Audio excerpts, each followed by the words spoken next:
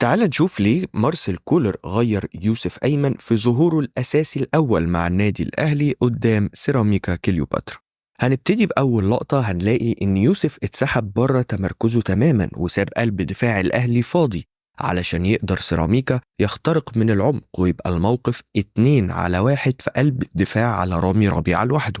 وحتى مع رجوع الكرة لورا هنلاقي إن يحيى عطية الله وكوكا وأكرم عاملين مصيدة التسلل، واللي مبوظها هو يوسف أيمن لأنه عارف إنه غلط فكان بيجري وخلاص علشان يصلح من غلطته.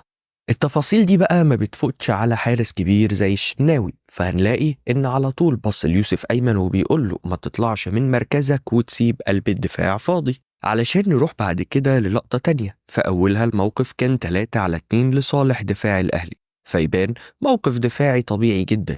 ولكن لما الباص اتلعب في ظهر رامي قرر يوسف الاندفاع بدل ما يحاول يبقى موجود ويأخر الهجمة لحد ما يجي زمايله من نص الملعب يساعدوه.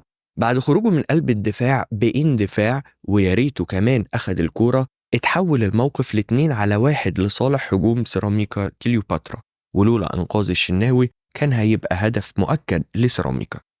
بص بقى على رد فعل الشناوي، راح على طول ليوسف وهتلاقيه بيقول له اسمعني قلت لك ما تطلعش. وبالمناسبة علشان كده الشناوي من أحسن الحراس في التصدي للانفرادات لأنه بيبقى متوقعها وعايش أجواء اللقاء.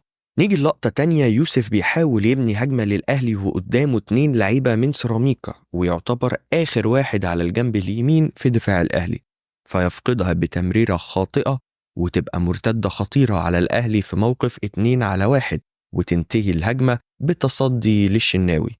وشوف رد فعل بقى الشناوي، شوف بص على مين كأول لعيب، مش محتاج أقول لك طبعا يوسف أيمن.